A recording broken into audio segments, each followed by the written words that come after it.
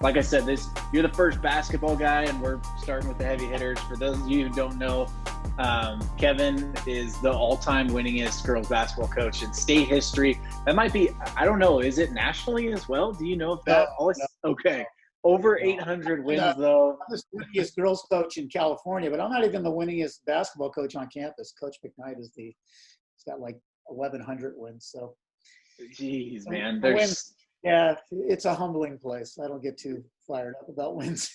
Yeah, that's good. You're like, it's another day. We just won a game, but there's a lot of stuff to fix probably. But 2 national titles. I mean, the resume can go on and on. The biggest thing about your bio is that you're a rabid Celtics fan. So like we were tweeting last night, it's been a good start in the semis. How are you feeling? I see the Garnett behind you, but how are you feeling about this iteration of the Boston Celtics? Well, I'm a true fan, so I love them, win or lose. I'm loyal all the way down the line. This series, though, is a matchup series. We have it's a good matchup for us. It's pretty good matchup. Toronto's a good matchup. We did well against them in the regular season too. So, we're not this isn't the deepest Celtic team, so I don't know how far we'll go. If we can get past Toronto, the next series is a tough one for us. But hey, enjoying the ride. Just glad they're playing basketball, whether it's in the bubble or not. Just it's fun that it's back, and hope everybody's safe and healthy and just having a great time watching. Yeah. So as a girls basketball head coach, the WNBA is kind of like shifted to, I feel like, a much more like visible, scene since COVID hit and whatnot. And obviously they have the bubble in Bradenton for them down in Florida. Are you like a WNBA fan? The Wobble. Oh, yeah. Yeah, you're right. Yeah. The Wobble. I have 3 daughters, and they all play basketball. So the Wobble is fun for us too, just like the NBA. It's nice to see the WNBA, get some love. Hopefully it gets even more support. Terrible injuries this season in the WNBA. Sabrina. Streak. But we have a couple of Mater Dei kids playing. Katie Lou Samuelson on the Dallas Wings, and Kalina Mosqueda Lewis is on the Connecticut Sun. So it's always fun. And we competed. Been lucky at Mater Dei to play a national schedule over the years. We got to compete against a lot of the people who are in the WNBA when they were in high school. So it's a lot of fun to see kids and kids you've played against. And, anytime women can get more opportunities at the professional level is a win-win for everybody, all the way down the line through, high school, college, all the way. So the better WNBA does, the better it is for girls and women's basketball. Yeah. Well, I know one of the main topics that we're going to be talking about is just how you develop players. And you obviously have a really strong track record in that. And like you were saying, you've been able to, Mater Dei in a lot of the sports there play national schedules where you're going out of state or you're having people fly in, Right. which allows you to see players who are on that fast track to being a highly developed, highly talented player. So it'll be cool to circle back and talk about that in a little bit, and just from your experience, what makes it, what are the characteristics that make up a player being able to have success not only in high school but at the next level as well. But you already mentioned something that I kind of wanted to start with, and I know we didn't talk about this beforehand, but a lot of coaches out there are parents, and I'm highly aware of this right now because I just became a parent. So it's like, Congratulations. Right there. Thanks, man. So got a little bit of sleep last night, feeling good about myself all of a sudden because we've been struggling figuring out the sleep schedules. But a lot of coaches are dads, and like you said, you have 3 daughters, and being a coach is, especially at your level where it is high end, top cream of the crop, takes up a lot of time. And so being a dad and being a coach, talk to me just about what your experience has been like with that, what Sure. has stood out from that time, and I guess ultimately what other listeners probably would want to garner from it is like, how do I do both well? Right. Well, I have 4 kids, 3 daughters, 1 son. My son is just starting his sophomore year of college, and my daughter just played for me this past year and is going to college now. The unique thing that we have in our household that makes it probably a little easier, my wife is a coach too. She's the head women's basketball coach at Concordia University in Irvine.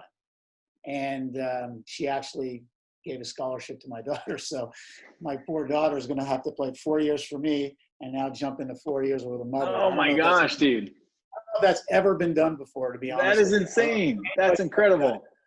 Yeah, poor kid. Cannot get away from her parents.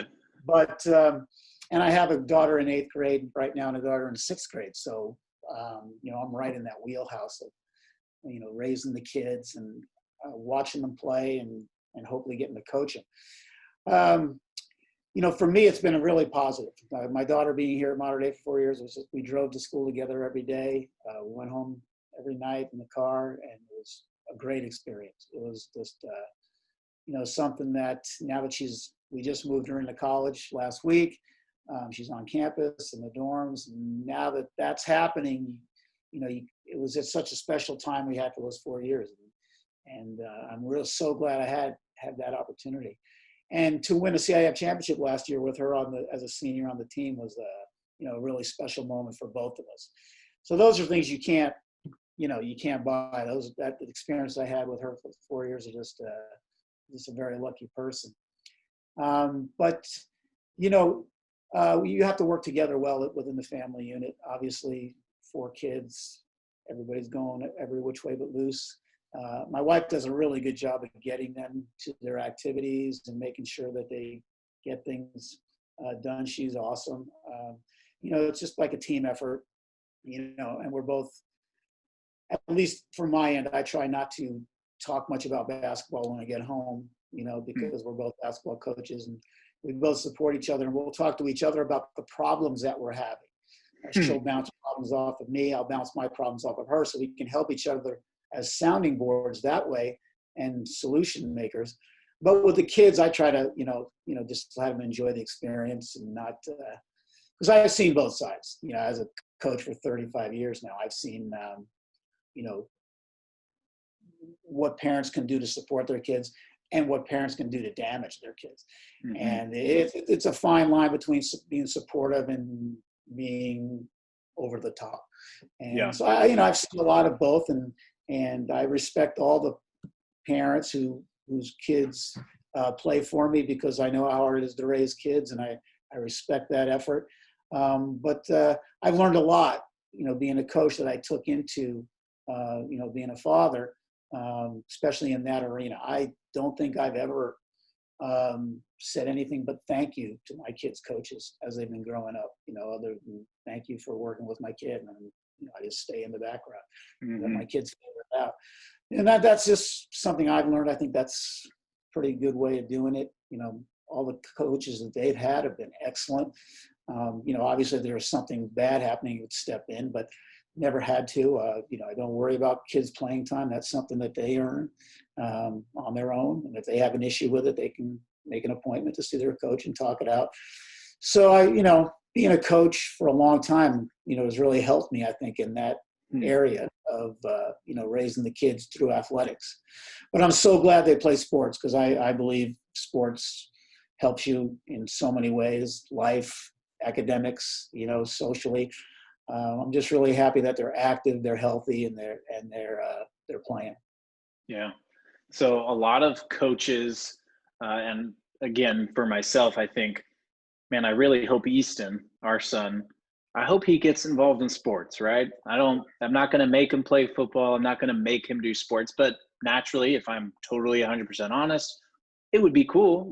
That's something my wife and I are very passionate about, but he is his own person. So a lot of coaches, like yourself, hopeful that your kids would get involved in something that, like you said, it teaches you so many good life lessons, but you can't make them.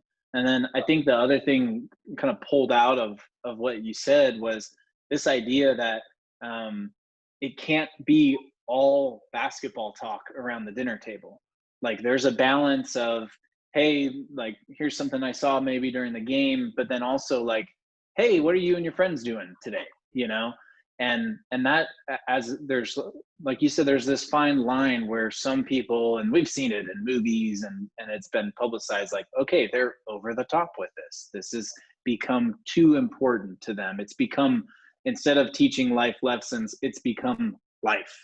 And so that's a really, really wise thing for other coaches to recognize, is that, like, this cannot become life. It's a platform to teach life lessons with, which is so important. But I want to get to really your niche. In addition to winning all the time, and really having the resume that we talked about at the beginning, you're passionate about player development. And so I'd love for you to share what player development means to you, academically, strength conditioning, obviously on court skills, and then how that correlates to getting kids to the next level. Because like you said, I don't think that there is another story of a kid playing for dad at high school and playing for mom in college. That's ridiculous. But that is the goal for so many kids who honestly do come to Mater Dei too, right? Is their goal is, I want to compete at the next level. And I think the programs at the high school in all sports are tremendous. But talk to us about player development and really what that means to you first. Well, I was a head coach at a very young age. I was a high school head coach at a very young age. I was very fortunate, and I learned from great people who guided me to where I am today. And when I was first starting coaching a young man, it was just about, hey, being competitive, winning, getting after it, having kids play hard. That was my major concerns. I wanted my kids to play hard. I wanted them to play great defense, and we wanted to be successful. And as I kind of grew, and as I kind of grew and got older, and I also coached 6 years at Cypress Junior College as the head women's coach there. And I learned a lot of great things as a junior college coach, because junior college coaches, your one job as a junior college coach is to get that kid off your campus to college. That is your only job. And I learned that, and I learned how to help kids do that. And when I came back to high school, because I loved the high school atmosphere, and I was actually, my last 2 years at Cypress College, I was actually coaching Troy High School girls basketball simultaneously, because I wanted to coach. I didn't think there was enough time in the day at Cypress. The junior colleges back then, you couldn't coach in the summertime. So I just had this big gap of not coaching. I don't golf. I just work out, and I don't golf or anything like that. I wanted to coach. So I took the Troy High School job. And when I went back to high school after that, I told myself my main focus was going to be, I want to help kids develop. I want them to develop their skills. I want them to come into Troy or Mater Dei or wherever I was coaching, and I want them to be better players and better people when they left. And I thought if we did that the winning would take care of itself, and it has. That's just a byproduct of doing the right thing and helping kids, teach kids how to work hard. But the biggest thing in helping a kid develop that way and get to the next level is competition. Kids have to be competitive, and they have to seek out competition. We have kids here who are not afraid to compete. And if you are afraid of competing, it's probably not the right place for you. There's lots of other places you can go and just have a nice little career and not push yourself. We're going to ask you to push yourself and compete against the best players in the country and compete every day against each other in practice. We've had kids who were reserves here who never started a game here who are playing in college because they competed against each other in practice every day, and they got after it every day, and they developed as a player, and they got better, and they got a chance to move to the next level. Because like you mentioned, when the kids come to a school like Troy or Mater Dei, their goal is to get to the next, they want to go to college. 99% of our kids here at Mater Dei go on to a four-year institution of their choice. And so they're very ambitious about that. And they are very open to, being competitive, getting better, and getting to the next level. And that's pretty much, if you come at it from that point of view, I think it's much better point of view than coming out of, hey, we got to play hard to win. We got to win, win, Mm-hmm. win.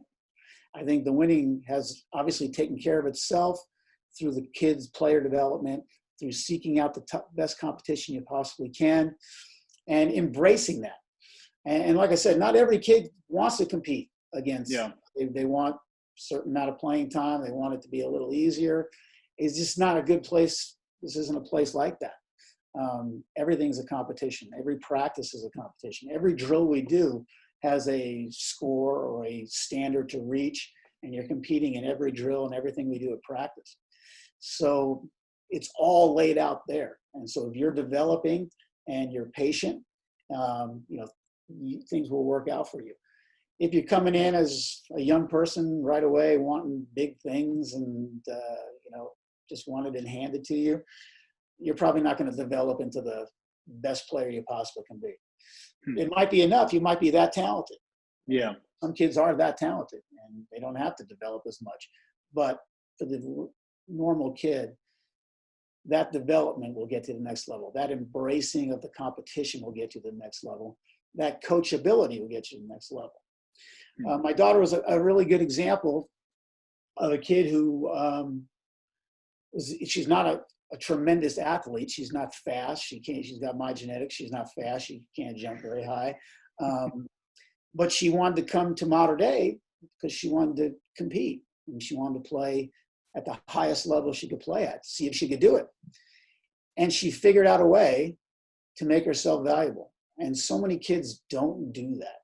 What does this team need? This team needs someone to be in good position defensively. This team needs leadership. This team needs someone who can make open shots. She figured out what this program needed at the time she was here, and she fulfilled those gaps. Was she the best player on the floor? No. But was she a valuable piece on the floor? Yes. She was very helpful to team chemistry, very helpful to what we wanted to accomplish. And she knew what we needed to do that.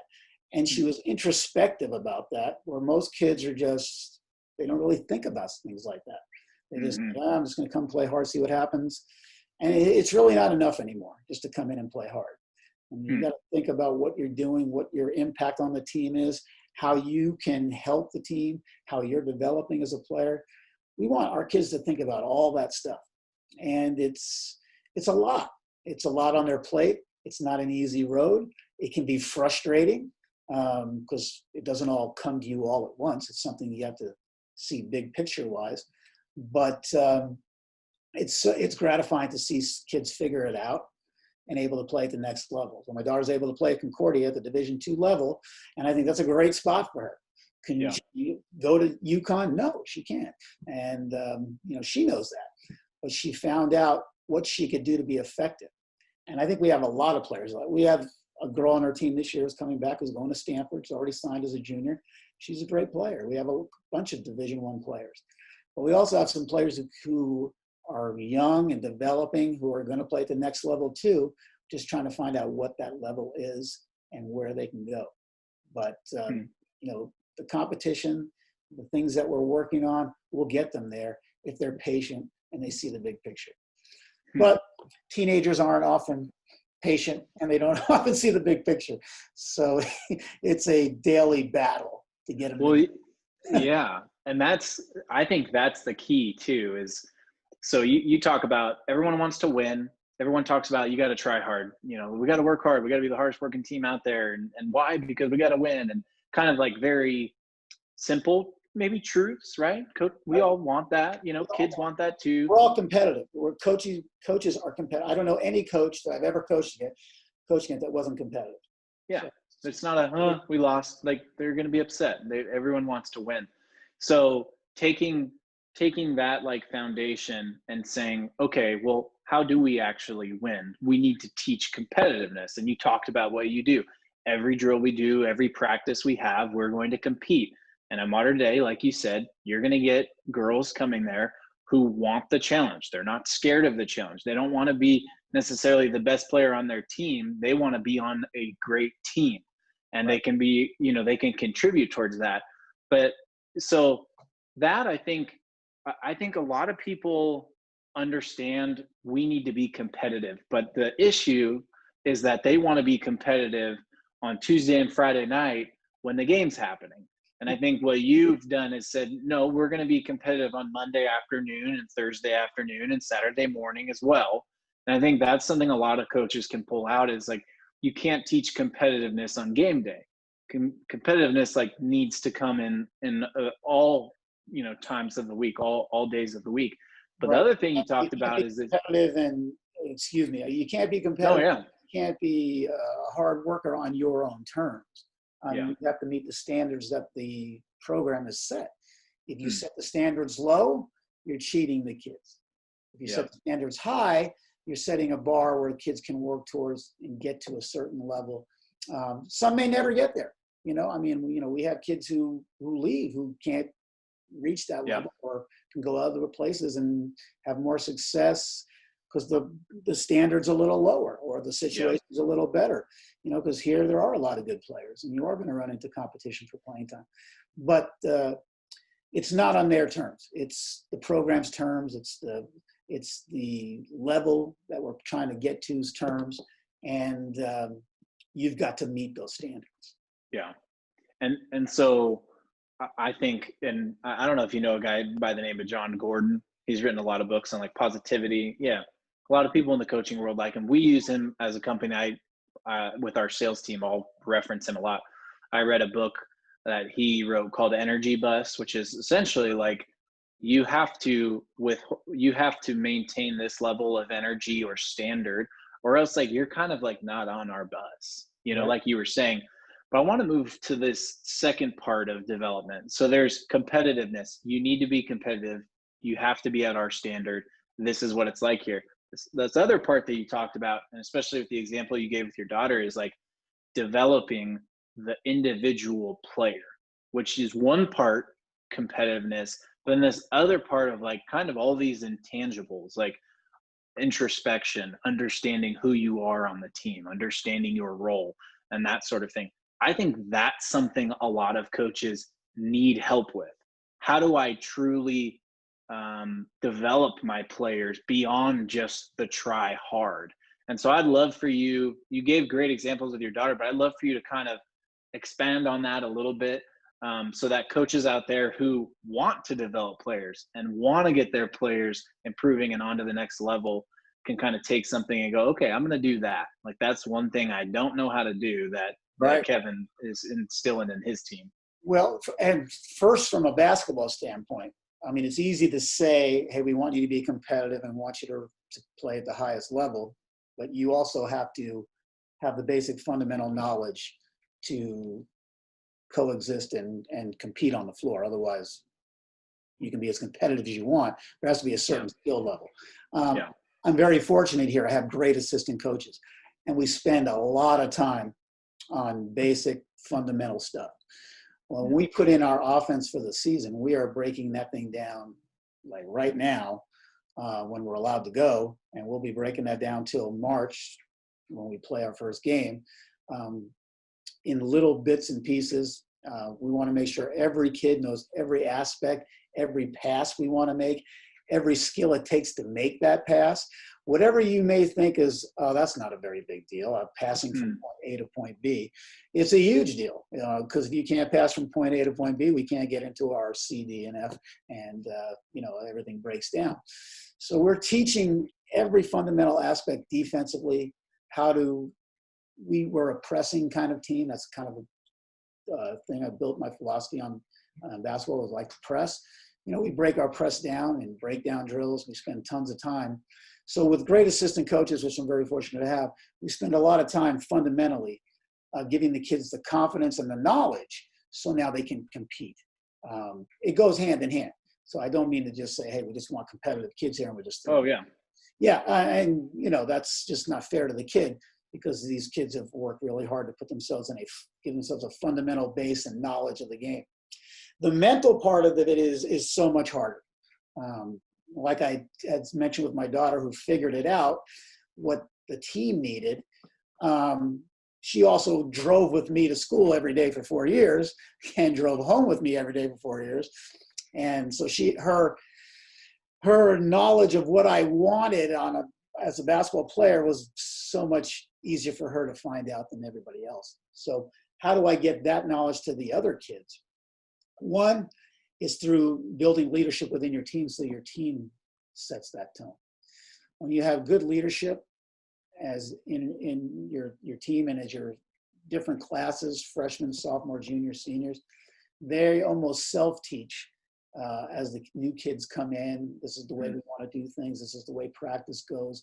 This is the way we wear our uniform at practice. This is the way we do things pregame.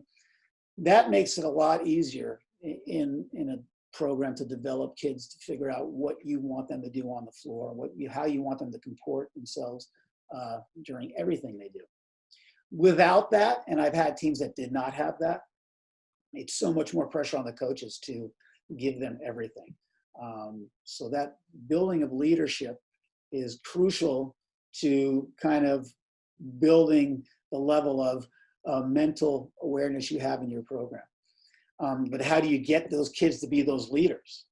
How do you get them to be incoming freshmen? All of a sudden now they're senior leaders who are, taking care of business and helping their teammates. That's an incredible journey. That is not easy to do. There's a lot of tears. There's a lot of heartache to get to that spot. We try to bring in a lot of people. Mater Dei as a school spends a lot of time on leadership, developing leadership. I think you can develop and enhance the traits of leadership that the kids have, but I also think they need to be born with that kind of ability to stand out and be able to lead other kids. I don't think it's something you can totally build, but it's something you can accentuate and develop. And we try to identify those kids as soon as we can when they come in, and we try to meet with them as much as possible. We try to expose them to things like John Gordon and different books. We have a lot of leadership meetings, and you hope that's the one thing that develops. I know I can teach basketball to a player from freshman to senior, and they'll get better at basketball. But the great unknown is, how can I make this kid a great leader who gives back to her teammates and is beloved by her teammates? That's when you have a special team. But it's really hard to do. There's no clear-cut formula to follow, but it has to be something you work on every day. Every moment you're with your team is a teachable moment. Every loss, every win, every crisis, and there's always a crisis, in team sports. Everything is a learning tool. And if you look at it like that, hey, we can grow from this. A kid who struggled as a sophomore is going to remember those struggles and be a much better leader as a senior. It's just stuff you talk about all the time. We have kids now who are seniors who, when they were freshmen, were probably not led the right way at that time by the kids we had then, who were good kids, but didn't have the leadership skills that these kids now have. And they remembered that, and they did not repeat that behavior. They learned from it and got better and said, that's not the way I want to do things. And so that's kind of another way of developing them mentally and into better leaders. But it's not easy. And it takes a lot of time, and it's a lot of heartache, and it's a lot of one-on-one. It's a lot of meetings, and it's a lot of mentoring. But that's the fun part. It's fun to see kids get from point A to point B. And, even though it was tough getting there, it's fun to see them grow up like that. Yeah. Yeah. So assistant coaches first. Your assistant coaches. Yeah. I think that's the first part of this, right? Like, as a head coach, I don't know it all. I mean, if I come into practice every day saying I have all the answers, that's a pretty arrogant point of view for me. So I come in with the idea, I don't know it all, and I will listen to any of my coaches, and all my coaches are not yes people. They disagree with me quite a bit, but I make the final decision. I'll know all the input and make the final decision. But it's always good to have strong people that you trust, and that you trust to do things. I don't need two or three assistant coaches that just sit on the sidelines watching me talk. That doesn't help anybody. Yeah.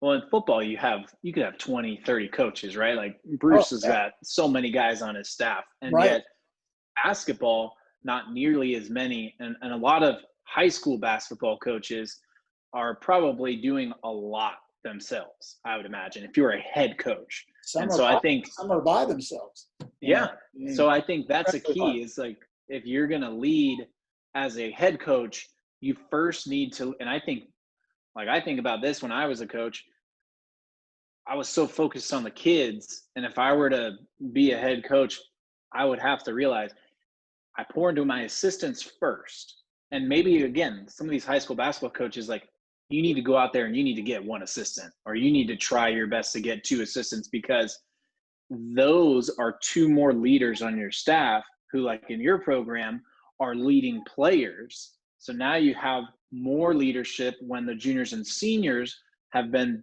built into and developed, like you're saying, to then lead the under, the lower classmen. So I think it's just this trickle down effect. And one of the stages that I really do think is a gap in high school athletics is head coach to assistant coach. Even when I was an assistant coach, there wasn't, like, the head coach didn't invest a ton of time into me. It Right. was like, go do your thing. We're running around in California trying to work day jobs sometimes and then go into practice or whatever it is. And Right. so I think that's a huge, huge component of this is we need to pour into assistant coaches. And then, like you say, ultimately it's building up more and more leaders on the team so that you have a lot of people saying the same message. And that way you're rowing in the same direction, which is really cool. So last thing before we get into, I do something called the 2-minute drill. Really, ignorant basketball fans would say all you got to watch is the last 2 minutes, which is not true. But the 2-minute drill is just kind of fun, rapid fire questions. We'll do that here in a second, Sure. so people get to know you more. This last component of taking a kid and getting them to the next level. So this maybe involves some recruiting. Maybe it involves conversations with their parents. Maybe it involves conversations with college coaches who you probably have developed a lot of relationships with schools. What about getting kids to the next level would you say is most important for other coaches to hear? How can they do this better with their teams? Yeah. Yeah. And the one thing that's forgotten is that the colleges, for the most part, do a fantastic job. If you're a good player and you're someone that their program feels they can invest in, they're going to find you. Whether you're at Mater Dei, whether you're at high school A, club team B, they're going to find you. So right off the bat, colleges, they know what they're doing. They're very good at what they do. The second component for us is try to have a good working relationship with the club coach that your players have. Because if you're at odds with the club coach over little things, makes the recruitment process for the kid tougher. Because you and the club coach, it's nice to have two people at that for you instead of just one talking to the coaches. Because I know I talk to a lot of college coaches for our kids, and they come to a lot of our practices. But I've been coaching for a long time. I'm not naive. I know they're talking to the club coaches too, which they should be.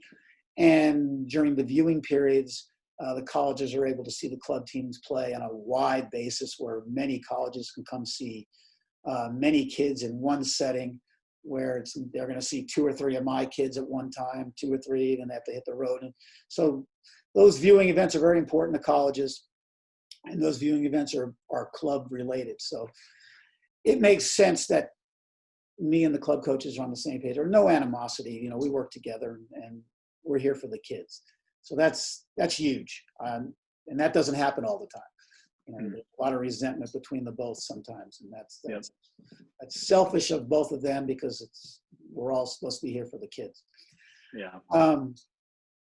As far as the kids and the advice I give them, I always give them, pretty much the same advice is, do your research. If you're fortunate enough to have choices, do your research where you think you fit the best.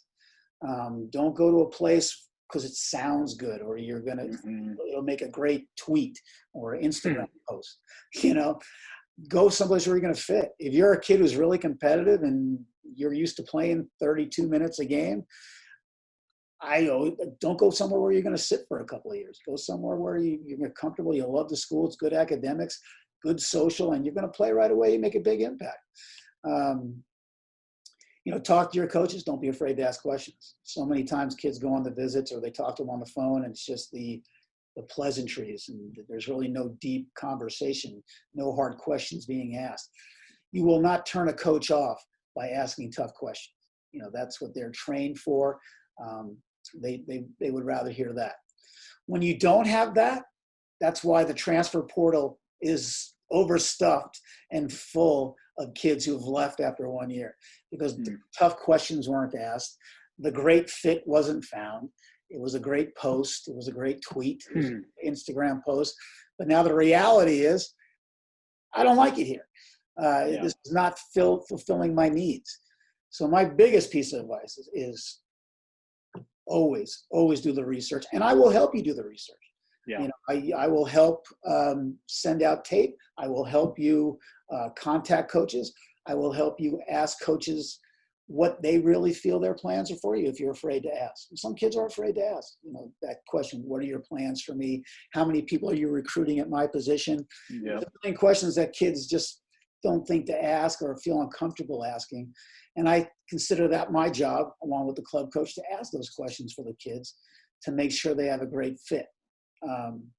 Obviously, I was lucky with my daughter. It was a good fit. My wife recruited her, so it was a done deal. We didn't even consider anybody else, so that was pretty cool. But all the other kids, it's not that easy. And, and there's also different levels. Don't get fixated on, one level.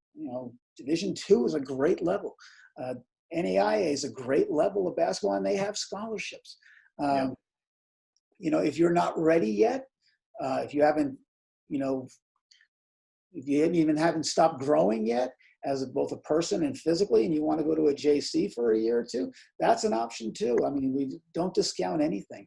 Everything's on the table for every kid. And then we talk about the academic side, what you want to accomplish academically. Our kid going to Stanford is very, very smart girl. Stanford's a great fit for her academically and athletically. One of our toughest kids, great player, just signed with UNLV. Very dynamic new coach at UNLV, and I think it's going to be a great fit for her. I think she's going to make an impact right away. She's a competitive kid, and I know she's going to want to play right away. So there's so many dynamics and factors. I mean, you can't just do everything just one way. Every kid's different. Every situation's different. You have to approach it that way. Work together as a village, family input, club impact, my input, impact, the college's input. And I think if you're open to that and you're willing to ask the hard questions, find the right fit, I think you'll be very happy and you'll stay away from the transfer portal and have a great college career. Yeah. Hey, that's great advice, Coach. I mean, I think that is rock solid advice, and so much to take away from that. Biggest one for me is perception. Don't go somewhere because if you craft this beautiful tweet and you get all of these likes and retweets, and the perception and impression from outsiders is, wow, they're amazing, and then you don't play your entire career, or you're miserable there, or you end up, like you're saying, you put in transfer paperwork. I mean, you have to decide what is the best situation for yourself. And like you're saying, it could be JUCO, it could be D2, it could be NAIA, or it could be mid-major. And it's deciding what's best for yourself, not what looks the best to others, which is very hard for 16, 17, 18-year-old, girls and guys, right? That's really difficult. It's not easy, and nothing about this is easy. Nothing about the whole journey from freshman to getting to college, 3-year sport, and it's any sport, not just basketball. There's nothing easy about the journey, and the more solid help you have from your coaches, counselors, parents, it just makes it easier. But there's nothing easy about the journey, but that should make it more worthwhile. When you get through this all, you can look back and say, I accomplished something pretty cool. Yep. Yeah, and it's a big decision, like you said, and big decisions aren't easy. So you got to put in the time. So, few rapid fire questions for you, and then I did get the video. I don't know if y'all use Huddle or Huddle. Crossover, but normally we just have Coach for the Chalk Talk portion share your screen. And if you want to take us through that clip or talk to us through a technique, you're a detail oriented guy, and I think it would be cool to see some tape for a little bit after this. But we'll start with some fun stuff. Not going to be too hard for you, I don't think. First rapid fire question. Got to go with your favorite Celtic of all time. Who is Favorite it? Celtic of all time, Kevin McHale. Both went to the University of Minnesota, so Golden Gopher. Yeah, I love it. Cool.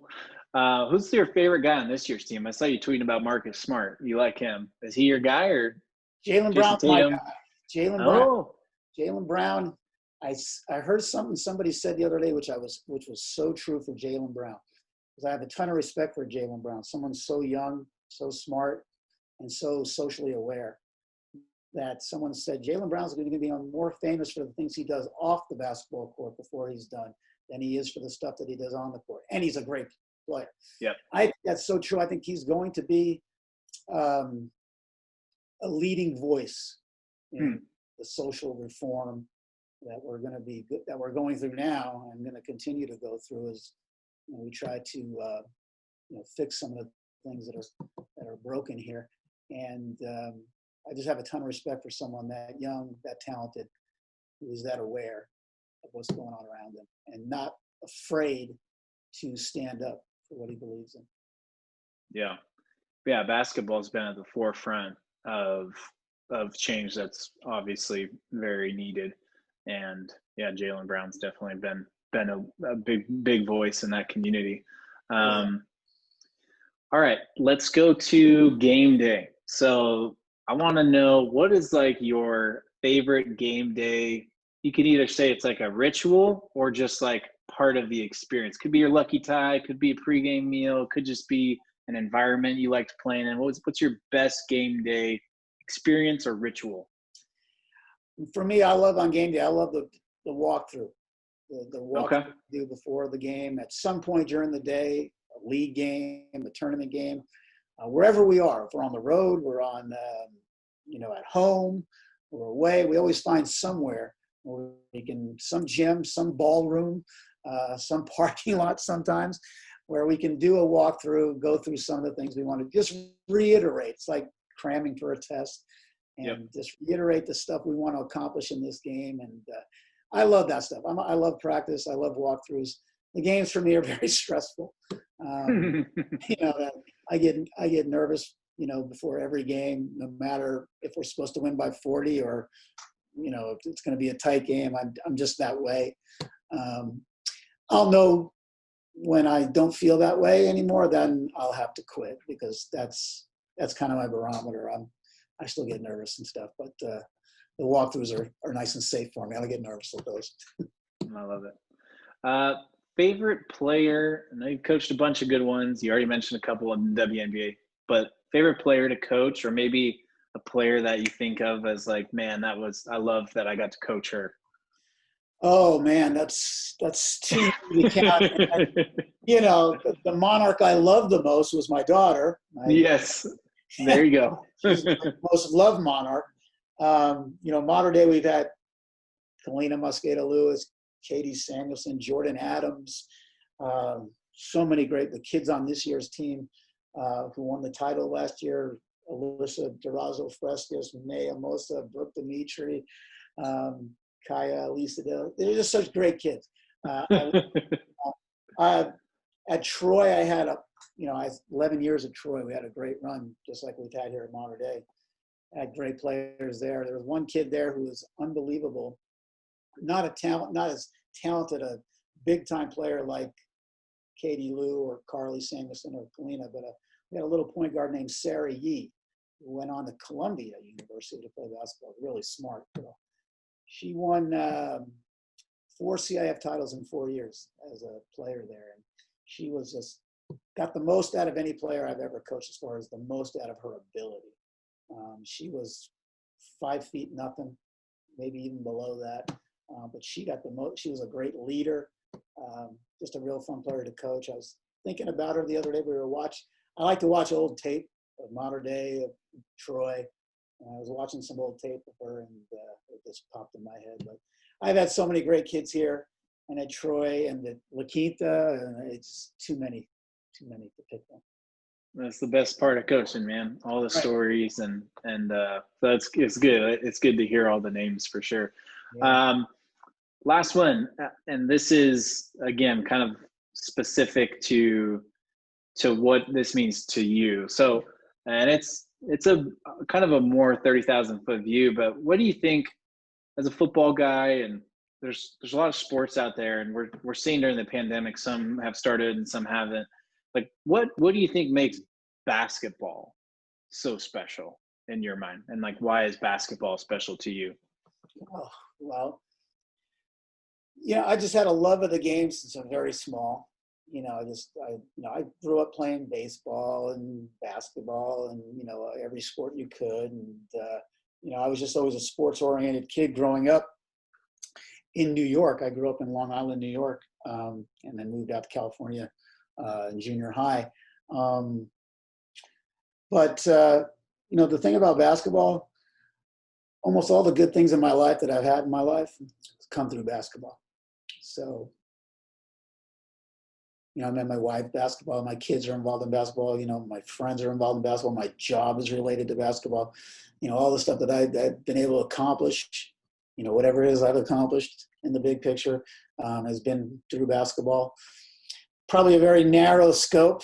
Maybe I'm just too much basketball, but I'm very thankful to the game of basketball because without it, I'd be just another 61-year-old guy on the side of the road. So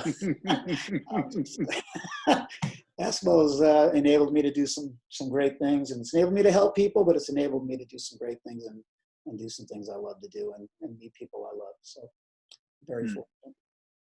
Yeah, they say the jack of all trades and master of none. Sometimes when you do too many things and when you have too many focuses, you're not that good at any of them. And Right.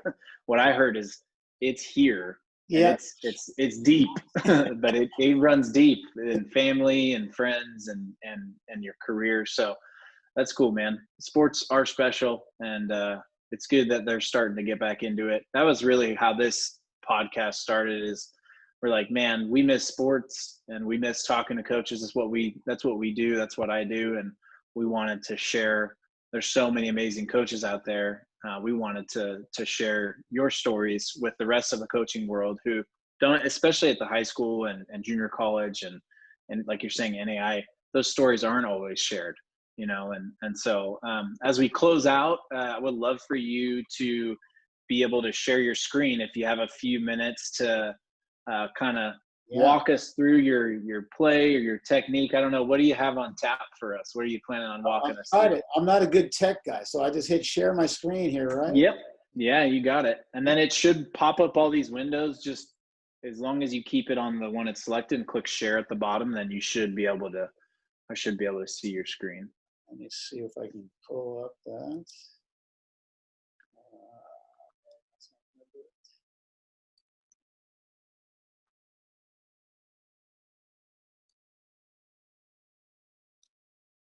I think I lost you there for a second. Oh, that's all right.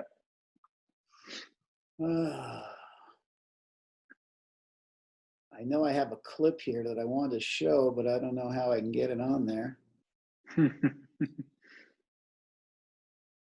I can share that. Yeah. Okay, you guys see that? Yep. Okay. This is really a really short clip, and the reason I bring it up is it just shows you how fragile things are and how seasons can turn on a snap of a finger. We're playing a really good Rosary team here at Rosary. Rosary had a great team last year, and very well coached, really competitive, really good team. And they had beat us earlier in the year at our place. And if we don't win this game, we don't share the league championship. We probably don't get the right seeding as we get into CIF. And all the things that we were able to accomplish last year as CIF champions probably don't happen if we can't get this. And I bring this clip up because a lot of coaches now, especially with the talent they have, depending what they do, like to spread the floor. And we had a very quick point guard and some really good shooters. So we love to spread the floor. But one of the things that happens when you spread the floor so much and you put the ball in one person's hands is a lot of people stand around and watch.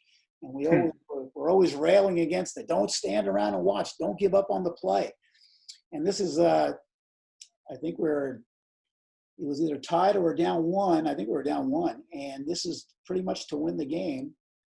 And we spread the floor, and our freshman point guard, who usually makes the shot 90% of the time, missed. But that girl wasn't standing around. She kept going. She never quit on the play. She could have just watched that layup miss, but she jumped in there, put the ball in, and that saved our season right there. We don't win that game. I don't know if we accomplish everything that we wanted to accomplish this year. And it's just, just never give up on a play. We didn't draw that up. That was just, just her will. And, she decided to get that done. So pretty cool competitiveness, stuff. Right? Working hard. She just did, it's just, everything's on the line. Everything's on the line. Everything for us was on the line. There would have been so much we would have lost if we had lost that game. The league title, the position we eventually had in the playoffs, and it was just a gratifying win because Rosary was really that good, and it was just gratifying to win. And it was just a byproduct of the offense we had tried to run all year. We had spread the floor a lot and did a lot of dribble drive stuff last year, but we were always guilty of kind of standing around and watching the guards, and that was the one time she did not do that at all, and it saved our season. I should show that to them all the time. See, Well, Rosary is another valued client of ours, and like you said, they did have a good program last year. So all this player development talk, right? Like, and we started with, you have to be competitive, and yes, we're going to teach you the fundamentals, and we're going to build up leaders and all these intangibles to getting you to the next level. And Mater Dei is this tremendous school where you have so many players go on to play college, and there's clearly a lot of talent. But if you don't crash the boards, like if you don't just give effort and have heart, like things that you can teach but you can't teach, right? Like things that you're telling them, like you have to do this, but it's almost just like that's not as that is like heart. Are you gonna not give up, like you're saying? And that's the beauty of, like, no matter how much talent that girl has, it's if she doesn't use it, if she just sits there and hopes her teammate makes the layup, right, then it's wasted. And the fact that she had the heart and didn't give up, I love it. It's simple, but it's massively impactful. So, well, thanks for your time, Coach. I really appreciate it. I think this is it's always fun for me, and I'm a big basketball fan, even though I don't know much about it. Steph Curry's my guy. I just have to give a shout out, Steph. I see you out there. I know you're listening.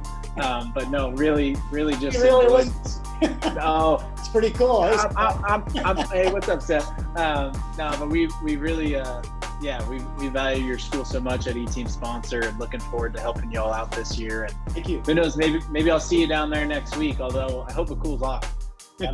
Yeah, I might have to go to San Diego to get away. Yeah, that's going to be a warm one. Well, thanks so much, Kevin. Appreciate it, and we'll talk to you soon. Had a great time.